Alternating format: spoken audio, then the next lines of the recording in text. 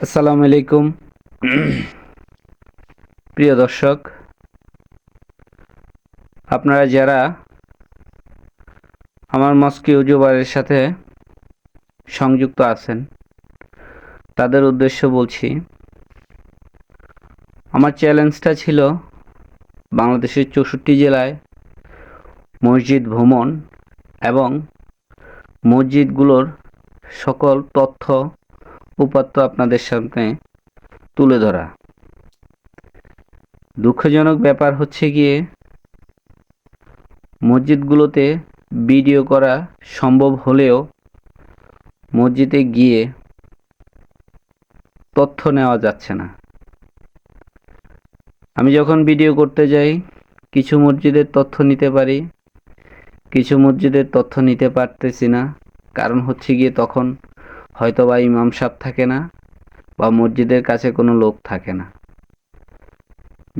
যেসব মসজিদগুলো বাজার সংলগ্ন সেই সব মসজিদগুলোর ভিডিও এবং সকল তথ্য নেওয়া যায়।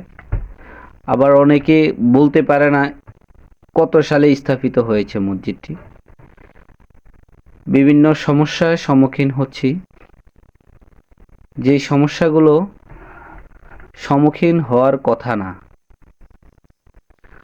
কারণ হচ্ছে আমার উদ্দেশ্য ছিল মসজিদগুলোর তথ্য নিয়ে বাংলাদেশের যেই সরকারই আসুক সেই সরকারের কাছে তুলে ধরা। মসজিদের বেহাল দশা, কিছু মসজিদের আছে বেহাল দশা, পানি পড়ে নির্মাণ কাজ কমপ্লিট করতে পারতেছে না অর্থের সংকটের কারণে। যেহেতু বলছে বাংলাদেশের বর্তমান প্রধানমন্ত্রী বলেছেন দেশের সকল মসজিদগুলোর ইমাম মুয়াজ্জেমের বেতন প্রদান করবে। সেক্ষেত্রে সকল মসজিদের ইমাম মুয়াজ্জেমের তথ্যর প্রয়োজন হবে, যেহেতু নাম, তারপরে মসজিদের কত সালে স্থাপিত হয়েছে, মসজিদের বর্তমান অবস্থান, এগুলো তো অবশ্যই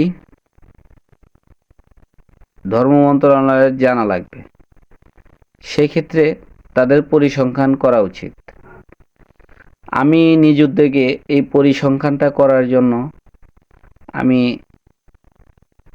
মসজিদ সংক্রান্ত ভিডিও আপলোড করে থাকি।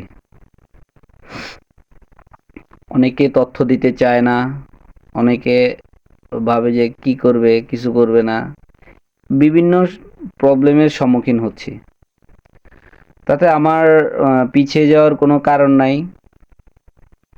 আমি চাচ্ছি মসজিদের যতটুকু তথ্য পাবো ততটুকু তথ্য আমি আপনাদের সাথে রিপ্রেজেন্ট করব, এবং যা তথ্য পাবো না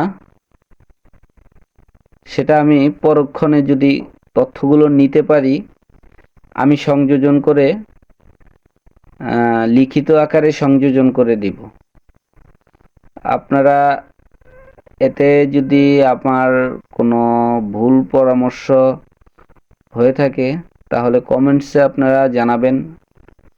আমার ফেসবুক পেজে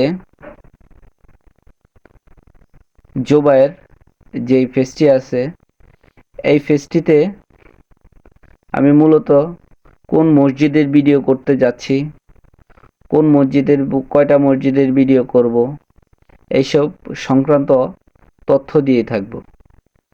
ব্লগ বললেই চলে, মানে আমি ব্লগ করব মসজিদ, সেটাতে শুধুমাত্র ব্লগ থাকবে আমি কোথায় যাচ্ছি কি করছি। আর মস্কিউ জুবায়েরে শুধুমাত্র মসজিদ সংক্রান্ত তথ্য দিয়ে থাকব। আপনারা আমাকে পরামর্শ দিবেন আমি কি যতটুকু তথ্য পাবো তার উপর ভিত্তি করে মসজিদের তথ্য প্রদান করে ভিডিও কমপ্লিট করব, নাকি সকল তথ্য নিয়ে ভিডিও কমপ্লিট করব।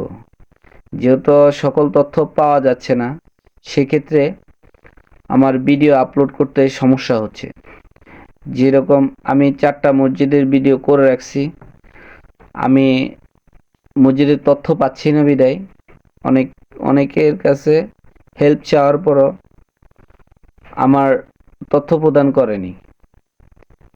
সেক্ষেত্রে আমি যতটুকু তথ্য পেয়েছি, আমি ততটুকু তথ্যের উপর ভিত্তি করে মসজিদটির ভিডিও আমার ফেসবুক পেজে আপলোড করব। তাতে আপনাদের পরামর্শ আমার একান্তই প্রয়োজন। অবশ্যই আপনাদের পরামর্শ দিবেন। আর কালকের আমার পেজে ভিডিও আসছে খানবাড়ি জামে মসজিদটি টিন শেড, নিচে মাটি, বেহাল দশা মসজিদটির। যদি সম্ভব হয় ফরাজি বাড়ির সংলগ্ন একটি মসজিদ আছে টিন শেড, মসজিদটির নির্মাণ কাজের জন্য যে যা পারেন সহযোগিতা করবেন। মসজিদটিতে তত উন্নত মানের কোনো ব্যবস্থা নেই। মসজিদটি টিন শেড এবং